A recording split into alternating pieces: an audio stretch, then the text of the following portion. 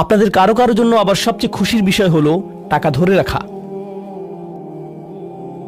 আপনি স্ত্রীকে সাথে নিয়ে সুপার শপে গিয়েছেন, তিনি 1 প্যাকেট দুধ নিলেন। আমাদেরকে এত বেশি দুধ প্রয়োজন, ছোট প্যাকেট নিতে পারো না? ডিসকাউন্টের জন্য অপেক্ষা করতে পারো না? এটা দুধ, এটা ডিম, এগুলো নিয়ে কৃপণতা না করলে হয় না? এমন মানুষ রয়েছে যারা প্রাপ্য মানুষদের টাকা ধরে রাখে। আপনার সন্তানদের অর্থ প্রয়োজন, তাদের চলার জন্য কিছুটা পকেট খরচ প্রয়োজন, আপনার স্ত্রীর কিছুটা অর্থ প্রয়োজন। যদি তিনি গৃহ ব্যবস্থাপনার দায়িত্বে থাকেন আর তিনি নিজে উপার্জন না করেন, আর তিনি আপনার কাছে বলেন আমি কি 500 টাকা পেতে পারি? কিসের জন্য তোমার টাকা প্রয়োজন? আমাকে সম্পূর্ণ প্রতিবেদন প্রদান করবে, সকল রিসিট দেখাবে। দাঁড়ান, 1 মিনিট থামুন। এটা লাম ইয়াকতুরু, এটা আপনার জন্য চ্যালেঞ্জ হতে পারে। আপনি যদি আল্লাহর নৈকট্য লাভ করতে চান, আপনার পরিবারের খাবারের প্রসঙ্গ আসলে তাদেরকে জঞ্জালের মতো বিবেচনা করবেন না। আপনার জন্য সর্বোত্তম খরচের খাত হলো আপনার পরিবার।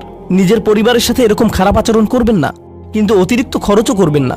অন্যরা এমন আছে যারা টাকা উড়ায়। আল্লাহ হয়তো আপনাকে কিছুটা অর্থ দিয়েছেন, আর আপনি আপনার 16 বছরের সন্তানকে BMW কিনে দিলেন যাতে সে রাস্তার পাশে লাগিয়ে দিয়ে অ্যাক্সিডেন্ট করতে পারে, আর তারপর তাকে আরেকটা কিনে দিলেন। না না না, আপনি এমনটাও করতে পারবেন না।